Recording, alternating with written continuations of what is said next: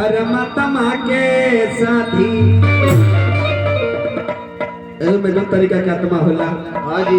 एगो समय पर जब मृत्यु होला तो एगो आत्मा के दूसरे महत्व हो। एगो अचानक मृत्यु हो जाला वो आत्मा के ओकरा के अकाल मृत्यु कहल जाला। तो कवि कहत रे मास्टर कैसे दयात्मा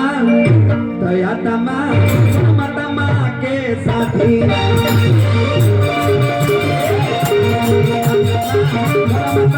के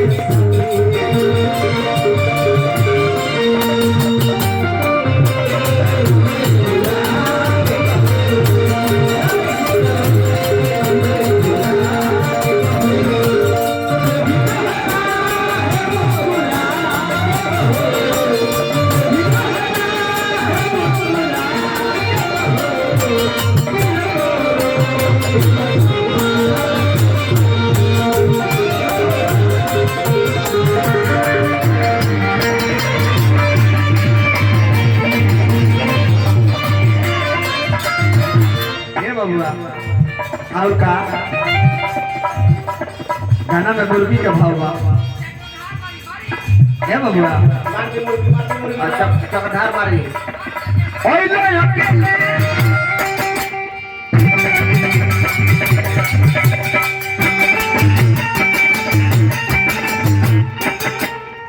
अरे जइबो अकेले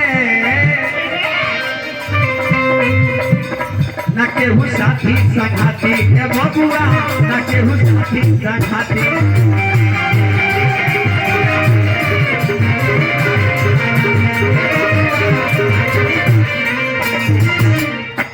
ओइले अकेले जइबो अकेले ना केहू साथी संघाती हे बबुआ तो महल तुम महल ये जरो ही जोई है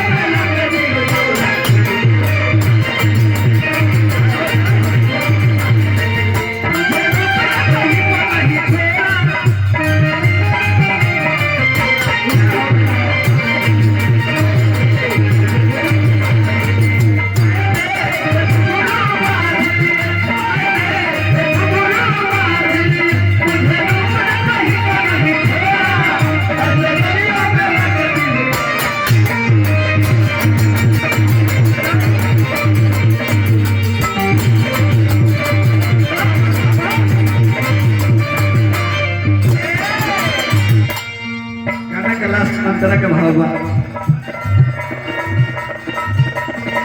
बाबा गोइले अरे बाबूजी गोइले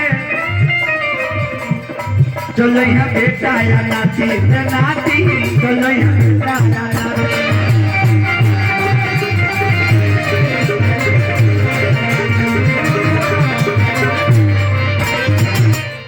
ये बबुआ अरे बाबा गोइले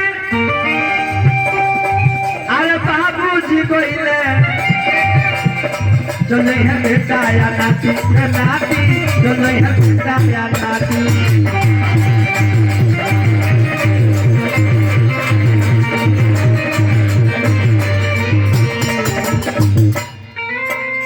ये बबुआ ये गीत के राइटर शिकारी बाबा लिखो तनिका बेटा गइले बाबूजी गइले चल जाइए बेटा या नाती